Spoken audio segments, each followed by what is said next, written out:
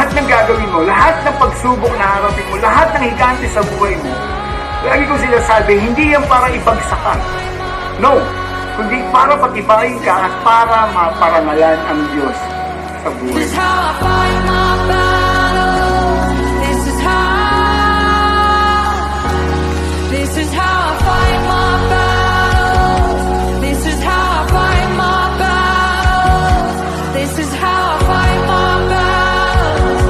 This is how. In the valley, I know that you're with me.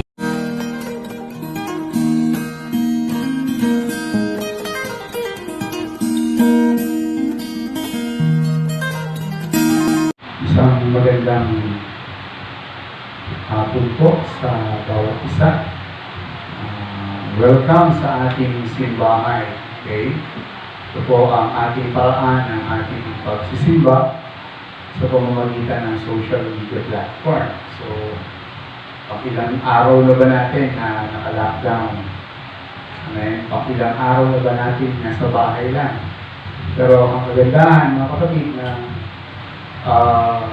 teknolohiya natin ngayon, even in our homes, we can attend the service in the comfort of our home. So, kung hindi tayo makapunta sa simbahan, yung simbahan ang dadali natin sa inyo. Salamat sa Diyos at may Facebook, salamat sa Diyos at may YouTube, okay, na kung saan pwede natin panoorin yung mga services natin with the help of internet. But anyway, sabi ko nga pang ilang araw na natin ito, maybe this is our 47th day ng lockdown. But thanks be to God, okay tayo. Maayos tayo sa ating mga kalagayan. Pagkamat lumipas sa maraming araw, pinatunayan ng Diyos yung kanyang katapatan, pinatunayan ng Diyos yung kanyang mabutihan sa ating mga buhay. Amen? Sa sumagay ko pagkakataon, mga kapatid, napakaigi, napakabuti na tayo po ay inaalala. Amen? Ang pinaka-the best way sa pag-alaala sa pangako ng Diyos ay yung kapag dumadaan ka sa ganitong uri ng pagsubok. Amen? Dumaraan tayo sa ganitong uri ng krisis ng buhay. Alam mo kapatid, hindi lang ikaw, hindi lang ang simbahan ito, hindi ang lahat ng tao sa mundo. They were so affected by the pandemic that is around the world. Amen.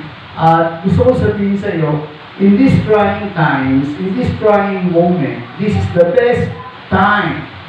This is the best way. This is the best day to practice remembering the promise of God. Amen. Yung mga ganito pagkakataon, ito yung the best na panahon para alalahanin natin lahat ng pangako ng Diyos. Amen? Yung krisis ng buhay natin, mga kapatid, ay dadaan yan, lilipas yan. Pero ang tanong, anong epekto ito sa iyo? Okay? Crises are meant to strengthen our faith. Pag nilagay sa test ang ating pananampalataya, sinubok, ang dulo nito, ang ending nito, ang result nito, dapat may nag-improve sa pananampalataya mo, may nag-improve sa pagtingin mo at pagkakakilala mo sa Diyos, higit sa lahat, may nag-improve sa iyo bilang isang Kristiyano. Amen? In this trying moment, mga kapatid, pinaka-mainam na gawin mo ay alalahanin ang pangako ng Diyos. Meron po akong isang character sa Bible na gusto kong pag-usapan natin. At isa siya sa mga character sa Bible na talagang kahanga-hanga. Amen? Isa siya sa mga 12 spies, isa siya sa 12 sugo ni Moses para siyasatin ang lupang pangako. Isa siya sa mga tao na binigyan ng pagkakataon na i-check yung lupang aangkinin nila. Ang pangalan niya Caleb. Okay? Ang pangalan niya Caleb. Si Caleb at si Joshua lamang ang nakapasok sa lupang pangako. Wala nang iba. Ano? Wala nang iba sa kanilang batch, sa kanilang generation. Actually, sila yung pinakamatandang nakapasok doon sa lupang pangako. Kasi lahat ng lumabas sa Egypto, lahat yon namatay sa disyerto. Okay, bakit kanina kakaiba si Caleb? Ito po yung ating pag-uusapan. Amen? So, ang pamagat po ng ating mensahe ngayong araw ay, give me my mountain. Claiming God's promises in the midst of crisis. Amen? So, if you have your Bible, can you open your Bible with me in Joshua chapter 14, verse 6 hanggang, verse 7 hanggang 15. Okay, basahin ko po muna. I was 40 years old when Moses, the Lord's servant, sent me from Kadesh Barnea to scout the land, and I brought back an honest report. Sabi ko, 40 taon ako nang ako'y sinugo ni Moses ang lingkod ng Diyos. Para siyasatin ng Kadesh Barnea, ito yung lugar, yung Kanaan. Okay? Para manmanan ito. Sabi ko, verse 8, my brothers who went with me caused the people's heart to melt with fear. But I remained loyal to the Lord, my God.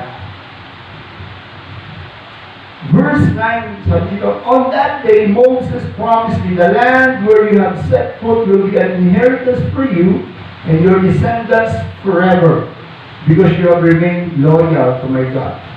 Sabi na, binigay sa akin ni Moses yung lupa, no? Pinangako sa akin ni Moses yung lupa ito.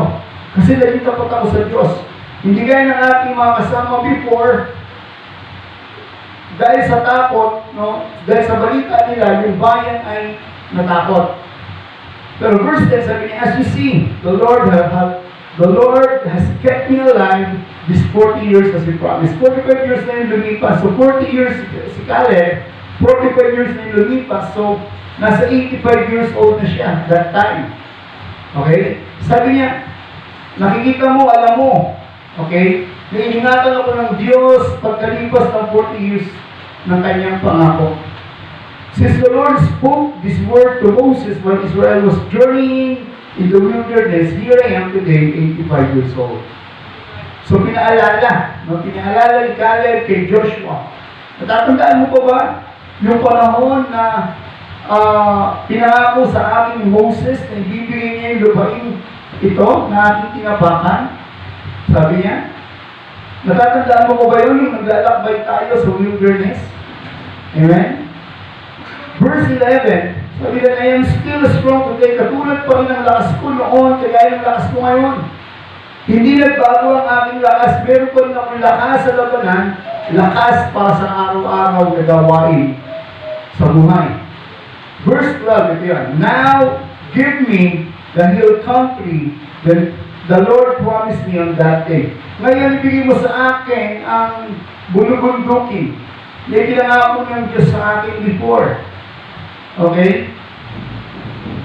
Because you heard that the Anakim are there. Yung Anakim, mga kapatid, ito po ay lahi ni lahi ni Anak. Okay? Si Anak ay anak ni Arba. Okay? Kaya dating lugar niya tawag dyan Kiryat Arba. Okay? Si Arba po ay higante. Ang anak niya si Anak, at ang lahat ng anak ni Anak puro higante.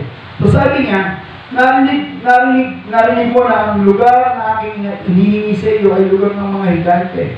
Kagaya rin ng kanilang malalaking mga pader. Matitibay na pader, matitibay na syudad, sabi niya. Kung ako'y tutulungan ng Diyos, aking silang paaalisin doon, kagaya ng pinangako ng Panginoon. Verse 13, Then Joshua blessed Caleb, son of Jephunneh, and gave him Hebron as an inheritance. Yung Hebron, ito po yung Kiryat Arba. Okay, ito po yun. Therefore, Hebron belongs to Caleb, son of Jephunneh, the Kenizzite, as an inheritance to this day. because he remained loyal to the Lord, the God of Israel. Ito tayo manalangin. Dakilang Diyos, maraming salamat sa katapatan po ng iyong sa amin. Salamat sa iyong kabutihan at pagpapala sa aming mga buhay. Minsan pa tinitiwala namin sa ibang lahat ng bagay. Ang gawain nito, ang mensahe mo, bigyan po kami ng malaking kakayanang tumanggap at tumanawa ng iyong salita.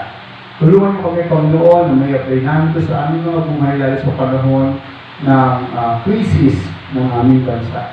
Hayaan mo, Panginoon, ng salita, magpalakas ng aming loob, magpatapang sa aming mga kalooban, hindi sa lahat magpatibay ng aming pananampalataya. Sa Diyos na lumikha ng langit at ng lupa.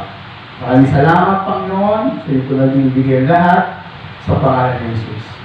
Amen. Bakit, mga kapatid, bakit si Joshua, si Caleb ay nasabi ng Panginoon na ibigay sa kanya yung kaburulan o yung kabundukan ng Kiryat Arba?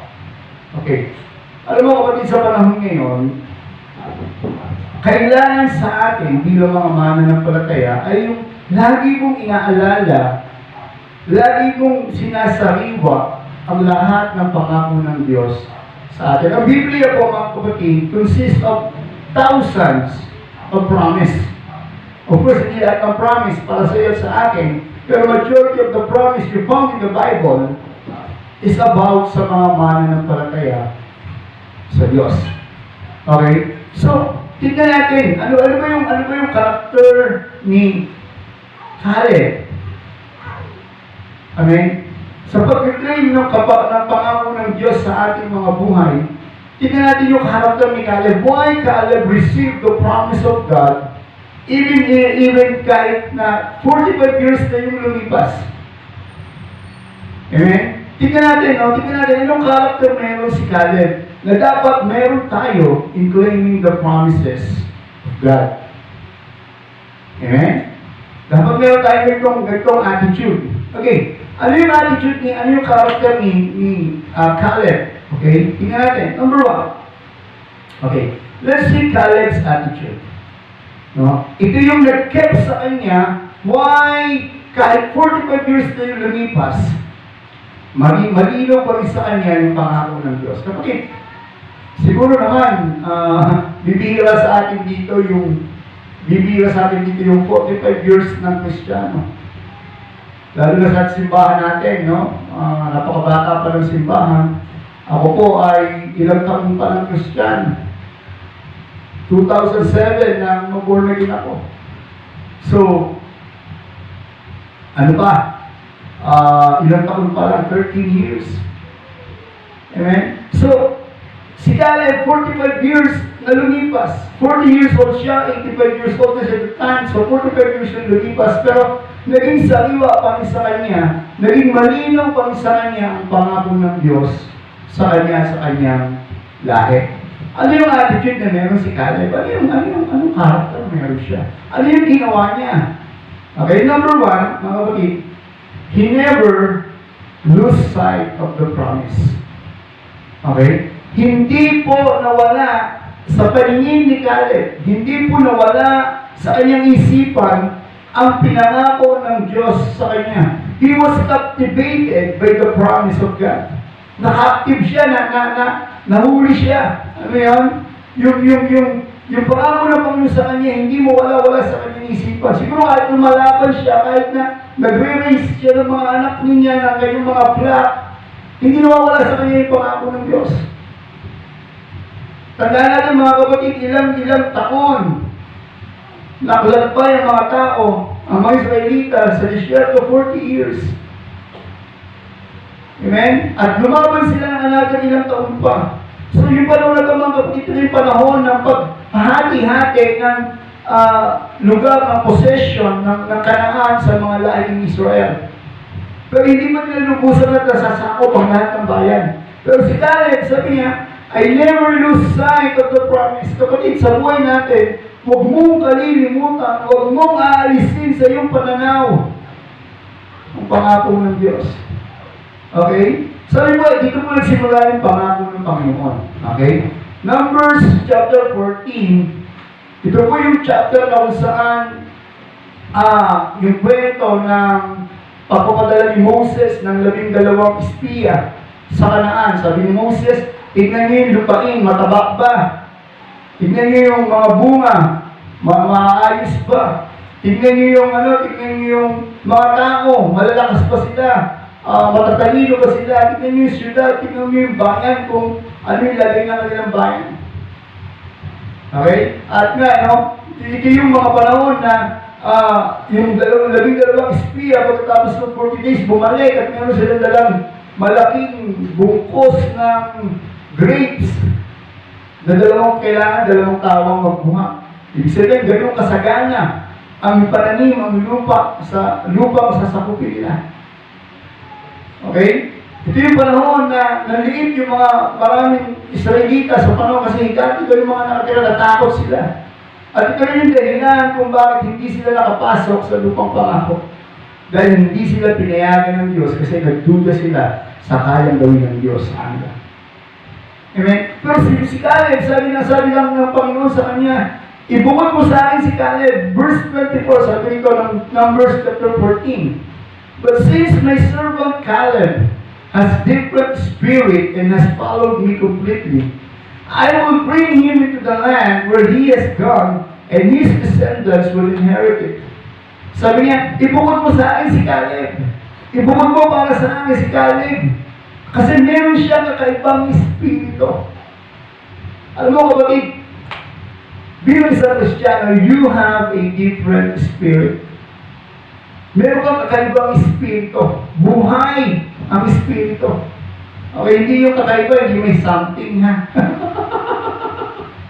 Amen? Kasi pag sabi natin kakaiba ngayon, abnormal yun. But gusto ko sabihin sa iyo, kapatid, mas mainam na tawagin kang abnormal ng mundo as long as you are look normal in the sight of God. Never lose the promise. Okay? Naalala pa ni Caleb. Okay? Naalala pa ni Caleb yung naglakbay sila from Jericho, bumaba sila ng Sinai, bumaba sila ng Jerusalem, napunta na sila dito sa Kriyat Arba. Umakyat ulit sila, umikot sila, pumunta doon sa kung saan lugar para siyasatin ang bayan. Siyasatin ang sasakupin nila. And they took 40 days. It took 40 days for them to circle the Canaan. Pero ang ganda ng balita nila. Amen? Never lose the kapatid. Never lose the promise. Nakita niya kung gaano kataba ang lupa. Nakita niya, sabi doon, yung lugar mga kapatid ay nag-flow ang milk and honey. Sila napakataba.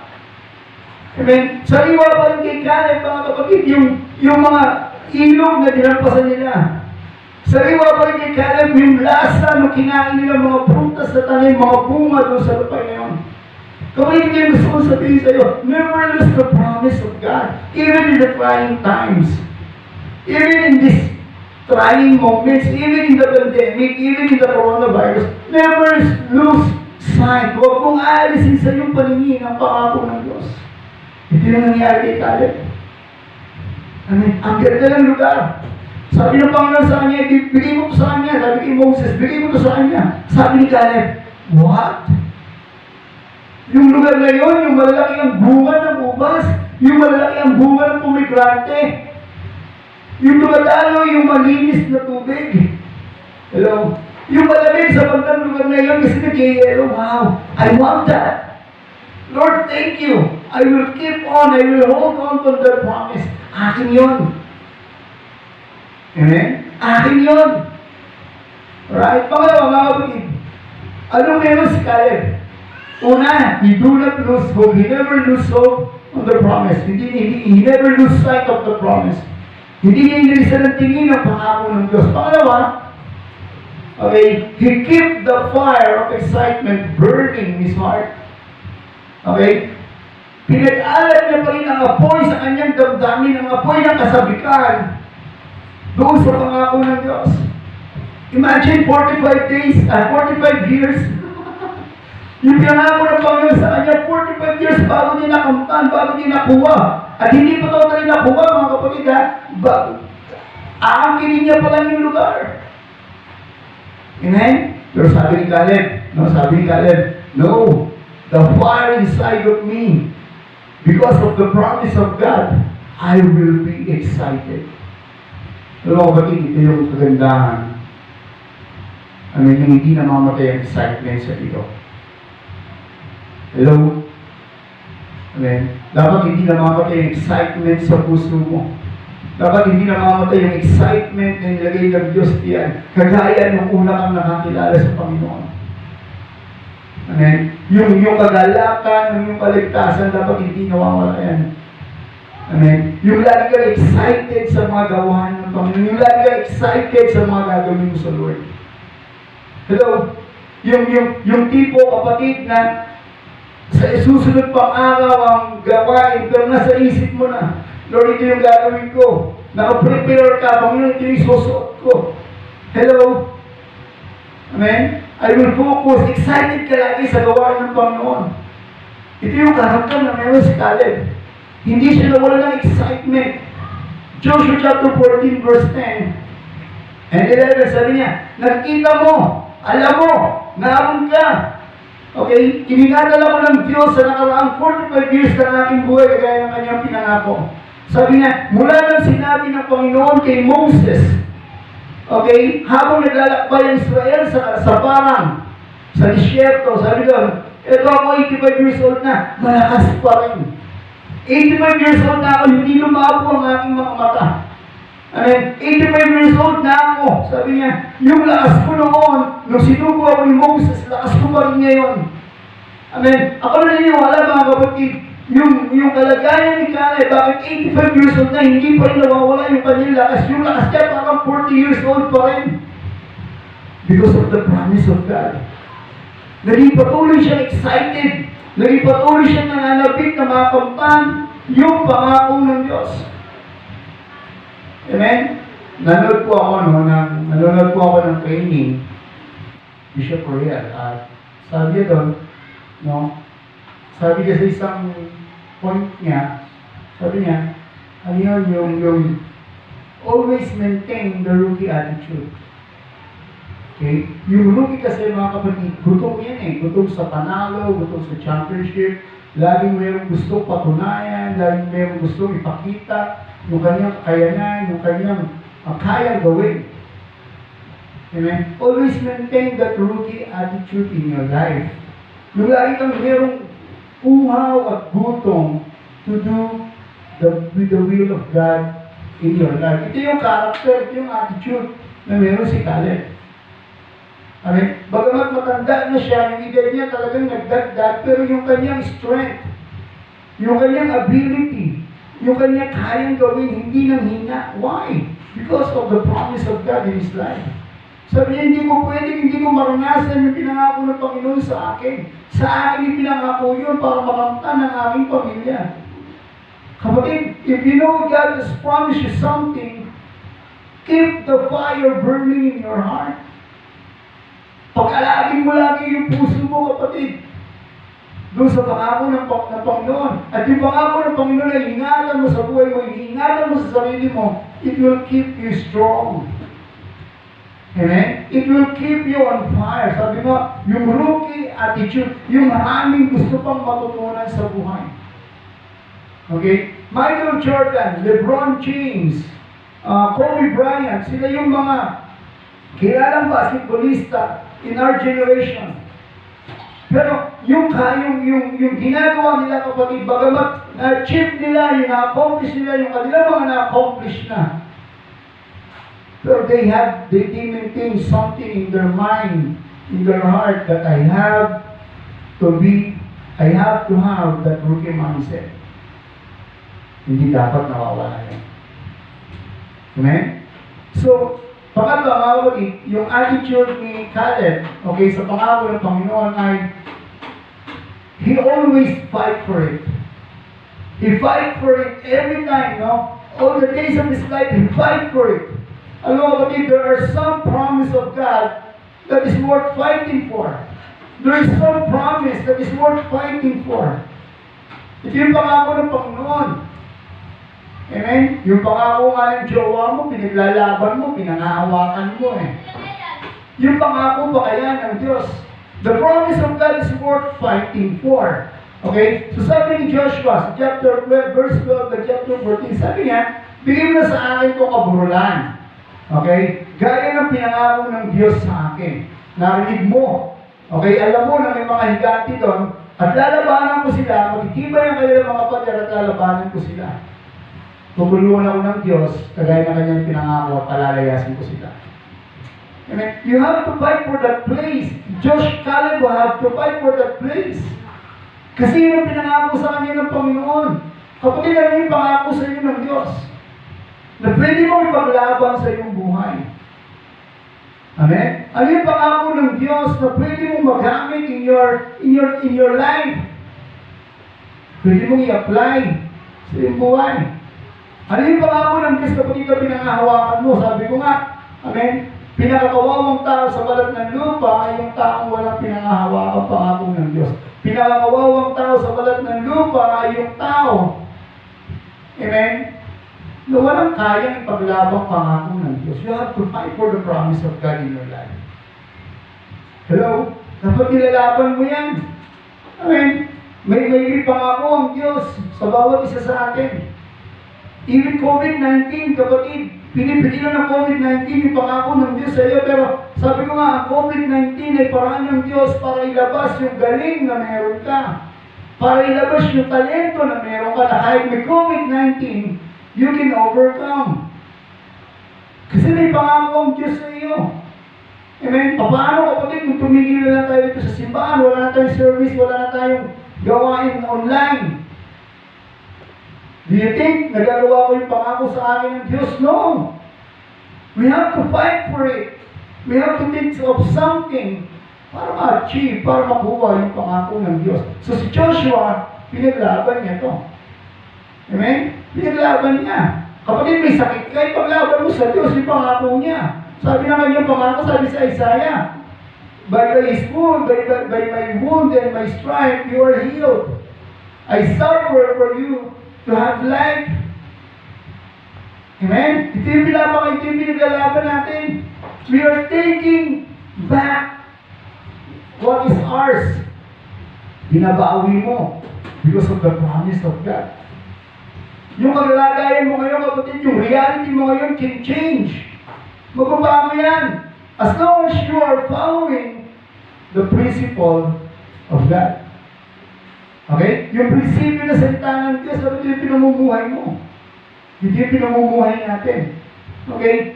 Sabi mga kapatid, some promise are worth fighting for. Some promise are worth fighting for. At ang dapat mong ipaglaban sa buhay mo ay ang pangako ng Diyos. Wala nang iba. Kung meron dapat pinaglalaban sa buhay, kapatid, hindi yung karapatan mong makakuha ng SAP. O ano pa mga bagay na ginagawa ng gobyerno sa panahon ng ating quarantine. Ang dapat yung pinaglalaban mo, mangyari yung pangako ng Diyos sa buhay mo. You're fighting for it. Kaya sabi ng Panginoon na mag-asawa, hindi dapat nag-ihiwalay. You have to fight for your relationship. You have to fight for your relationship according to God's promise. Amen? You have to fight for it. Ilaban mo. Kuha ka dun sa box ng pangako ng Diyos. Hello? Pag hindi mo pinaglaban, kapatid, ang isang bagay, lalo higit yung pangako ng Diyos, you don't fight for it, malalampasan ka ng pangako ng Diyos. Amen? Natatandaan po ba natin? Amen? May natututunan po ba tayo? Sa panahon niya, kapatid, kaya sabi ko, ito yung pinaka-the best na paraan. This is the best way to remember the promise. This is the best way to claim the promise of God in you and me. Amen? So, how to claim the promises of God? Okay? How to claim the promises of God? Paano natin maangkin ang ipinangako ng Diyos sa atin? As Caleb's example, amen, tignan po natin. Alright? Tignan po natin. Number one, how to claim the promises of God? Number one, stay in the premises of God. Si Caleb, mga kapatid, hindi lumabas doon sa lugar na inilagay sa kanya ng Diyos. Hindi lumabas si Caleb doon sa nasasakupan ng Diyos. Kapatid, if you want to claim the promise of God, hindi ka dapat umalis sa premises of God. Tatlong S po to, tatlong S yung aking punto. How to claim the promise of God is stay. Manatili ka sa lugar na nasasakupan ng Diyos. Pastor, ang lahat ng nakita natin sa lupa, sa Diyos, tama. Totoo po yan. At lahat yan sa Lord. Kaya lang, gusto kong sabihin sa iyo, kapatid, yung mga bagay na hindi nasasakop ng Diyos, spiritual things na hindi nasasakop ng Diyos. Pag lumabas ka sa area ng Diyos, you are, that God don't have any responsibility sa buhay mo. If you go outside the kingdom of God. Yung kingdom ng Panginoon, kapatid, hindi yung kanyang premises, hindi yung kanyang nasasakupan. And if you are going outside the premises, God do not have responsibility in you. You already heard His voice. Ang kailangan mo lang naman gawin, kapatid, magpakumbaba sa harapan ng Diyos in order for you to return sa nasasakupan ng Panginoon. Be mindful of the place, kapatid, that you are going. Igagawin mo yung mga lugar na pinupuntahan mo. Hindi yung physical na lugar, ha? What I'm trying to say is this, yung lugar na pinupuntahan mo, yung lugar na hindi pa papatawad, walang Diyos yan. Hindi ka sasamahan ng Diyos yan. Yung lugar ng galit, hindi ka sasamahan ng Diyos yan. Yung lugar ng pag-rebelde, hindi ka sasamahan ng Diyos yan. Yung lugar ng pagsisinungaling, pagdaraya, hindi ka sasamahan ng Diyos. That is the place, God, that is the place na hindi kasama sa premises ng Lord. Amen? Sabi mo, promise, premises. Every promise of God is inside His premises. Lahat ng pangako ng Diyos nasa kanyang nasasakupan. Kasi walang pinangako ang Diyos na labas sa kanyang nasasakupan. Alam mo kapatid kung ano ang pangako ng Diyos sa mga hindi mananampalataya? Dalawa lang. Okay? Sabi ko nga, ang Biblia mayroong thousands of promise para sa mga mananampalataya. Pero dalawa lang ang pangako ng Diyos sa mga hindi mananampalataya. Ano yun? Una, pangako ng kaligtasan. Pag lumapit ka sa Panginoon, pininiwalaan mo ang Panginoon, then, tatanggapin mo yung kaligtasan. Then, pag tinanggap mo yung kaligtasan, first step ito, tatanggapin mo yung kaharian ng Diyos. Pangalawang pangako ng Diyos sa hindi mananampalataya, parusa. Kapahamakan. Yun lang naman yun. Kaya sabi ko, kapatid, be mindful of the place that you are going. Kristiyano ka na, hindi ka pa rin napapatawad. Amen? Kristiyano ka na, magagalitin ka pa. Nagtatanim ka ng masamang isipan sa isipan mo. Hindi nasasakop ng Diyos yan. Hindi nasasamaan ng Diyos yan. Amen? Kristiyano ka na, babaero ka pa. Kristiyano ka na, nagbibisyo ka pa. Hindi nasasamaan ng Diyos yan. That is outside the premises of God. So be mindful of the place you are going. Kasi every place that you are going, may kinalaman sa kalayaan, meron ka. Amen? Naintindihan mo ko, kapatid, yung lugar na pinupuntahan mo ay laging may kinalaman sa kalayaan ang tatamasahin mo. Paano ka lalaya kung lagi ka pupunta sa mga kaibigan mo palagi no? Paano ka lalaya sa alak? Paano ka lalaya sa galit kung pinupuntahan mo yung mga taong mga mapagtanim? Paano ka lalaya sa kasinungalingan kung mga kaibigan mo lagi mo pinupuntahan mga sinungaling? Hello? Amen? Paano ka lalaya sa pride? Paano ka lalaya sa kapalaluan?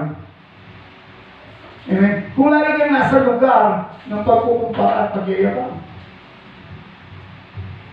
Stay in the premises. In order for us to receive the promise of God, stay. Amen? Stay in the premises of God. Pangalawa, mga kapatid, how to claim the promises of God? Pangalawang S, stand in His Word all the days of your life. Lagi mong tayuan ang salita ng Diyos. Whatever happened, kapatid, the only foundation that you can stand, that cannot be shaken, is the Word of God. Saan ka tatayo? Na alam mo na hindi ka kaya ugain. Amen? Stay. Lagi mo panghawakan ng pangako ng Panginoon. May sakit ka. Lord, pangako mo. Ikaw ang dakilang manggagamot. May utang ka, Panginoon, pangako mo. Amen? It is your promise, Lord. Pangako mo ito, Panginoon. Na palalayain mo ako sa kahirapan. Then, stand in His Word. Tayuan mo yung salita ng Diyos. Okay? Always speak the Word of God according to your situation. Kumuha ka ng pangako ng Panginoon ayon sa iyong kalagayan. Huwag ka mag-generalize. Amen? Yung bukang bibig mo lang, God is good all the time, God is good. Pero totoo yun, hindi natin kaya pasubalian yung totoo po yun. Mabuti ang Diyos sa lahat ng panahon. Pero kapatid, na yung bang pangangailangan mo, natutugunan pag sinasabi mo yun? Amen? Ang Diyos, mga kapatid, ay ang Diyos ng kaayusan. So you have to be specific. Pag may sakit ka, kuhanin mo yung word na pinangako ng Panginoon na may kinalaman sa saan? Sa kagalingan. Amen? Kung gusto mong payapa, nababagabag ka, kuhanin mo yung salita ng Diyos na may kinalaman sa pagkapayapaan. Kung natutok sa mga kapatid, hawakan mo yung pangako ng Panginoon na pagpapatibay ng pananampalataya. Hindi po, God is good all the time, God is good, happy lang. No, it's not good. We have to stand in the word of God all the days of your life. Tayuan mo lagi salita ng Diyos. Amen? Ito lang yung paraan, kapatid, para maingatan tayo ng Panginoon. Yung panghawakan natin ang pangako ng Diyos. Always. Give me my mountain, sabi ni Caleb. Why? Ba't yung bibigay sa iyo mga kaburulan na yan? Kasi pinangako ng Diyos sa akin yan. Ngayon nasasabihin mo, magaling na ako. Bakit? Kasi sabi lang ng pastor namin, pwede ba yun? Hindi pwede yun. Kasi dapat sinabi mo, sabi ng Biblia, kasi si Jesus, kapatid, apat na araw siyang tinukso ng Diablo. 3 pagkakataon na nasulat sa Bible. Ano yun? Hindi lamang sa tinapay na bubuhay ang tao kasi hinahamon sa Satanas na kumain. Sabi ng Panginoon, nasusulat. Lahat na sinasabi ng Panginoon nung siya tinutok, sabi niya, nasusulat. Kapatid, ano ang alam mo na nasusulat? Amen? Anong alam mo nasusulat? Hello? Diba? Ang alam mo lang, God is provide. God will provide. Saan mo, hanapin verse yun? Tama? If you're going to claim the promise of God, be specific.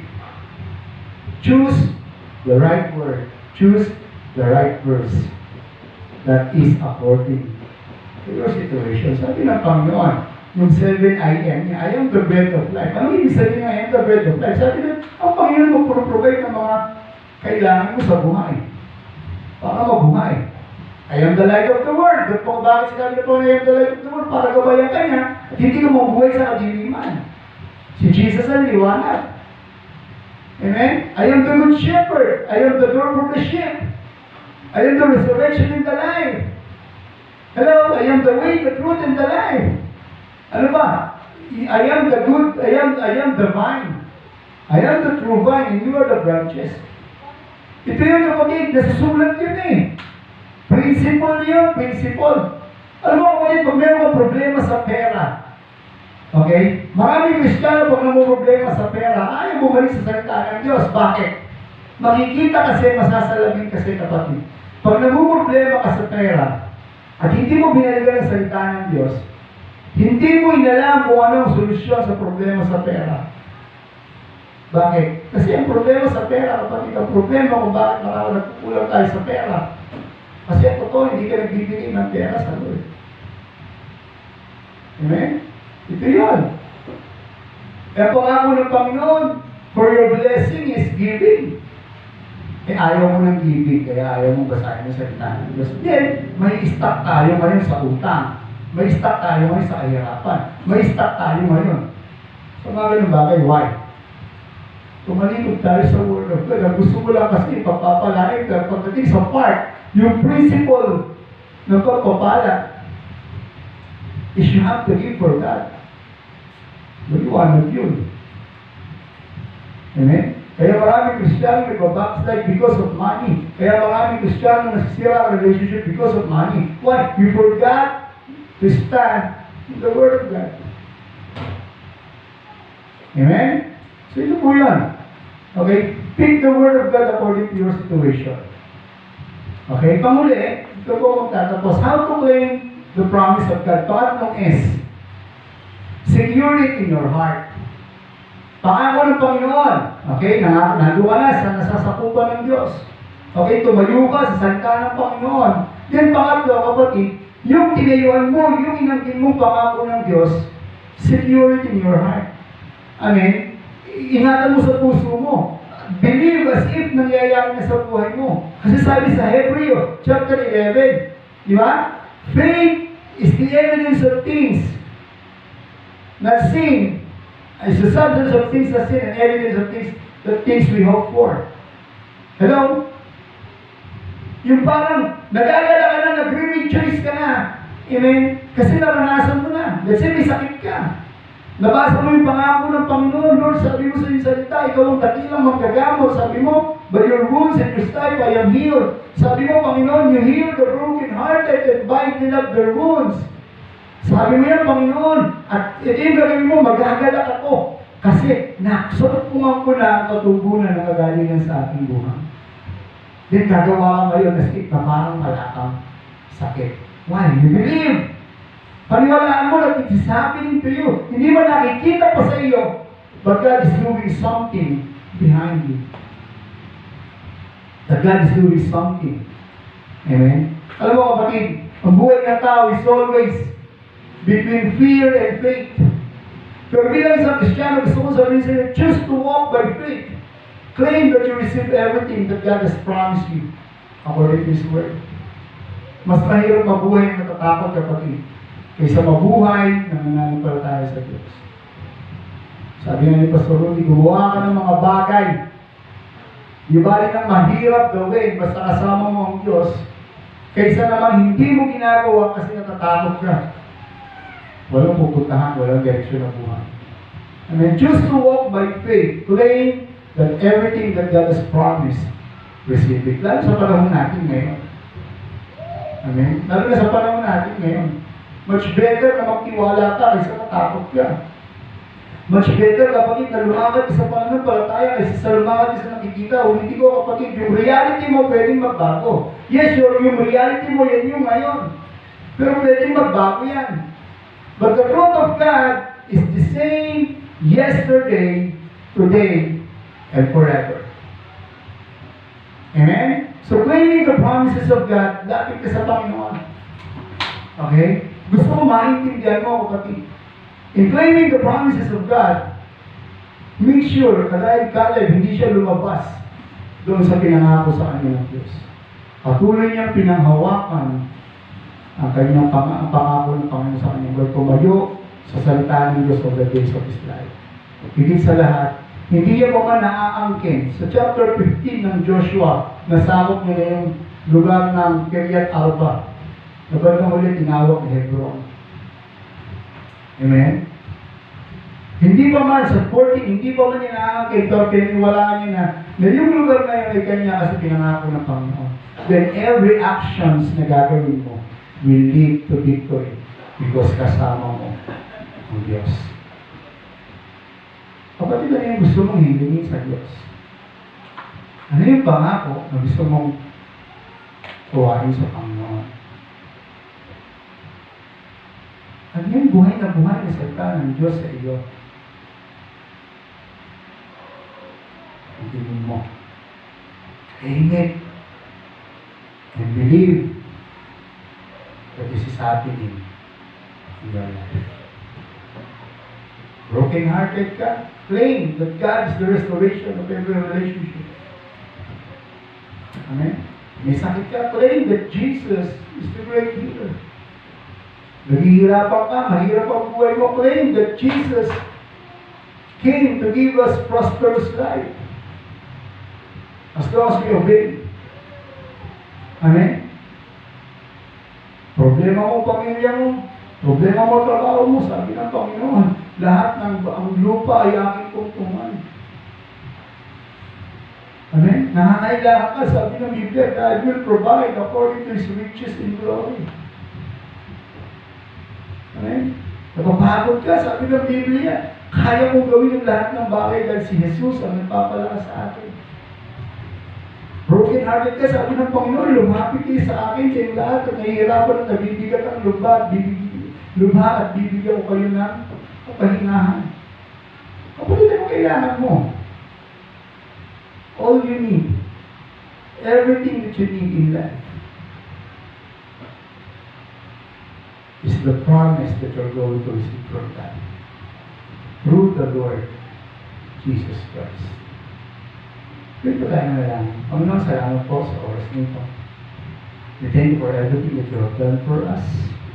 We give you all the glory. We give you all the honor. Panginoon, marami kang pangako sa aming buhay na hindi pa namin alam. Tulungan niyo kami, Panginoon, na maintindihan ito.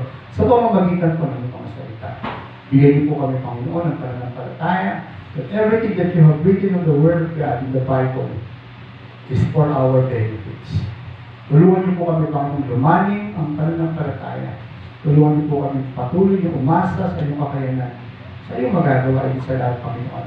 Patuloy po namin iasa ang aming mga buhay because you care for us more than anyone else.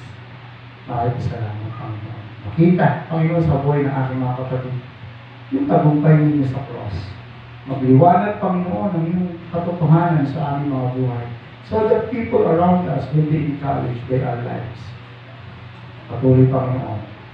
Maparangalan ka, mapapurihan ka. Maraming salamat. You take good care of everyone, Lord God, lahat ng nagkapatiran, lahat ng nagtitiwala sa inyo, Panginoon. Lahat ng sumusunod sa inyo, Panginoon. Lahat po lang hindi nakakakilala sa inyo, God. Bigyan po ng pagkakataon makakilala sa pamamagitan ng mensahe po ninyo sa aming mga buhay.